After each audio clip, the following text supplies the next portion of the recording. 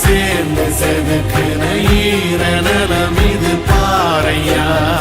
வாழும் வரையிலும் நீயும் விதைக்கிற கடமை இருக்கு கேளையா கோடி விளக்காயேந்தி கிடந்த வீடு இருண்டது ஏனையா மாட விளக்கா நீயும் வரத்தா வீடு ஏங்கி இருக்குதையா எத்தனை சாமி வந்ததையா இது எந்தெந்த சாமி தந்ததையா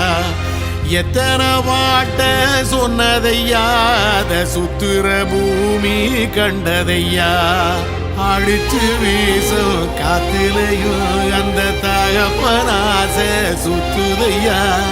வெளிச்சு பூக்கும் வேலையிலும் ஒரு வம்சத்து கதையே உள்ளதையா